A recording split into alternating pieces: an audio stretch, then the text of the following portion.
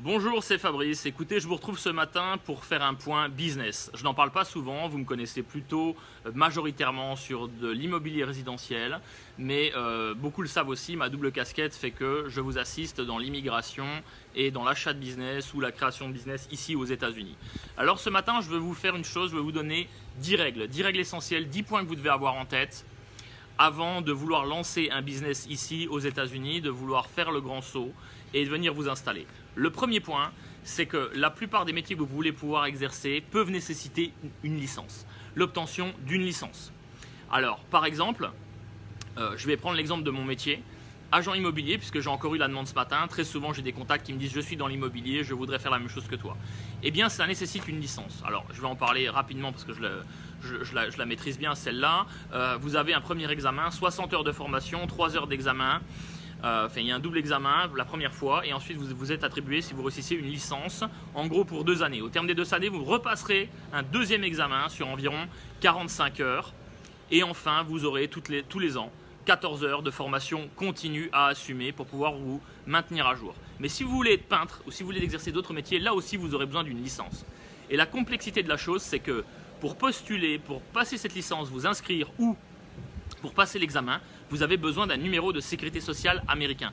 Ce que vous n'aurez pas avant d'avoir obtenu votre visa. Donc c'est un petit peu le chat qui se mord la queue. Vous ne pourrez bien souvent pas anticiper si vous avez besoin d'une licence et préparer celle-ci avant votre venue aux États-Unis. Ce qui fait que vous devez l'avoir en tête et le programmer dans votre planning parce que vous allez perdre du temps lors de votre arrivée à préparer cette licence et à passer l'examen.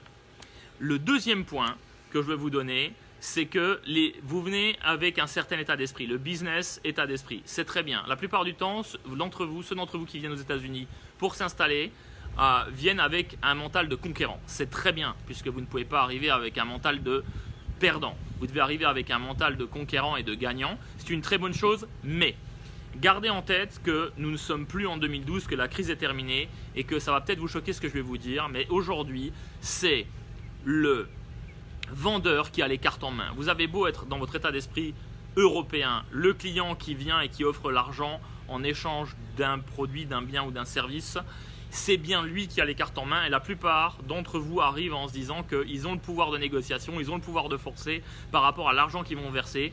C'est une erreur. Il faut bien être conscient que vous n'existez pas aujourd'hui aux États-Unis, vous n'avez pas d'existence, vous n'avez pas d'actifs, vous n'avez pas de papier, vous n'avez rien, ce qui va avoir tendance à effrayer l'interlocuteur, lui faire peur et le ralentir. Il a tout intérêt à dealer avec une personne qui est ici aux États-Unis plutôt qu'avec vous. Le troisième point, c'est la vérité sur les business. Alors je vais être très clair, cette statistique ne sort de nulle part, elle n'est pas 100% fiable, elle vient uniquement de mon expérience et mon vécu. Je vous dirais qu'environ 80% des business que vous allez trouver sur le marché ne sont pas rentables. Et c'est la première raison de vendre des business. Vous trouverez toujours dans les annonces des choses un petit peu comme le vendeur quitte l'État, le vendeur a des problèmes de santé ou quoi. La réalité, c'est que les business, 80% d'entre eux ne sont pas rentables. Bien entendu, vous en avez une partie, on va dire en gros 20% qui sont rentables. Il faut savoir aller les chercher, il faut regarder les bons indicateurs. Encore une fois, vous devez être bien accompagné dans ce projet-là. Quatrième point, le tax return, l'avis d'imposition. L'avis d'imposition américain est le seul document légal fiable pour votre projet. Ce qu'a déclaré la personne l'année précédente lors de son exercice aux impôts et le seul vrai document sur lequel vous devez vous appuyer, c'est d'ailleurs le document que vous demandera en priorité l'avocat en immigration pour déterminer si le business qui vous intéresse qualifie pour un visa E2.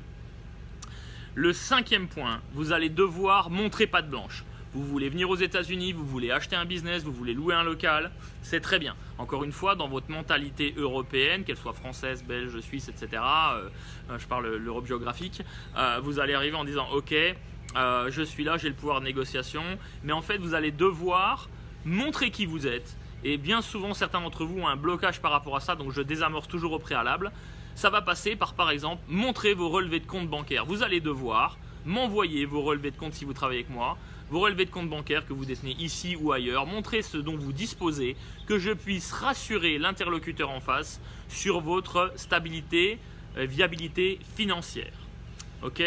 Le sixième point, il y a une double négociation lorsque l'on parle de l'acquisition d'un business. Si vous êtes sur la création et que vous ne souhaitez que louer le local, alors il n'y a qu'une seule étape bien entendu, mais si vous souhaitez acquérir un business, il y a une double négociation. La première se fait avec le vendeur du fonds de commerce, mais bien souvent, celui-ci n'est pas le propriétaire des murs.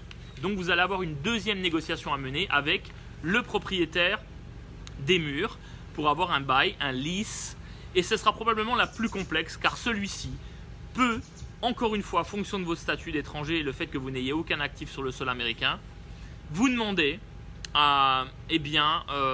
plusieurs mois de caution sur un compte bloqué, un compte séquestre auprès d'un avocat. Alors il n'y aura pas accès, mais en tout cas, ça n'en demeure pas moins que vous allez immobiliser des fonds dont peut-être vous allez avoir besoin. Le pire que j'ai vu est 1 an, mais c'est pas choquant de voir 3 mois, voire 6 mois.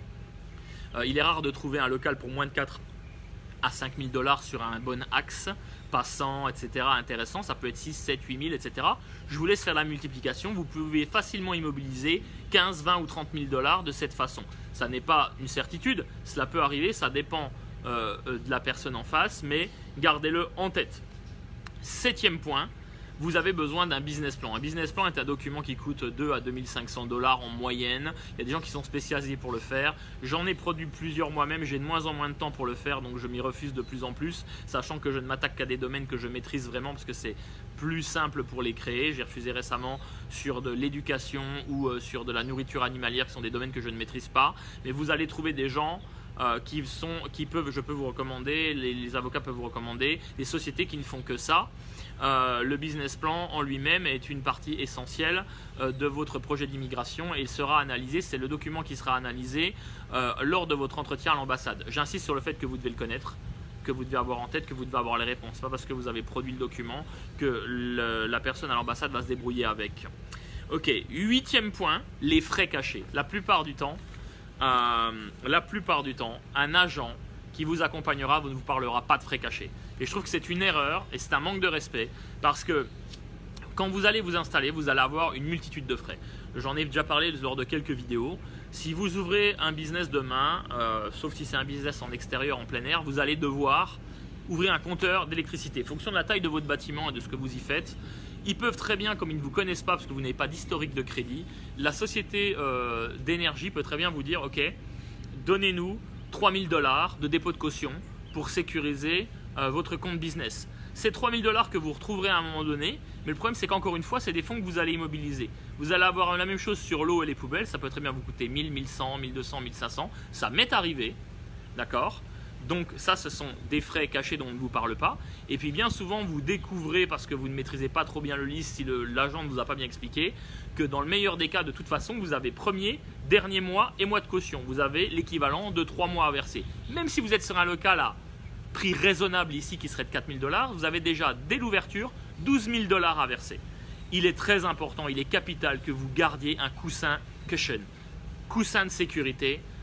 Ici, si vous disposez par exemple de 200 000 $, gardez minimum 30 000 $ de côté parce que vous pourriez en avoir besoin à un moment donné. Il ne faut pas vous sentir pris à la gorge dès le démarrage de votre activité.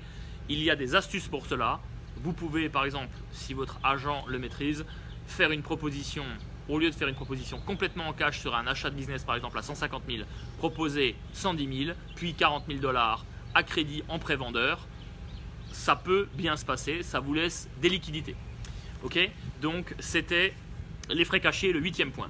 Le 9e point, les étrangers découvrent ce phénomène-là lorsqu'ils arrivent aux États-Unis, ils le découvrent avec stupeur. Les employés américains ne sont pas fiables. Sachez-le, ayez-le en tête, vous ne pouvez pas compter dessus.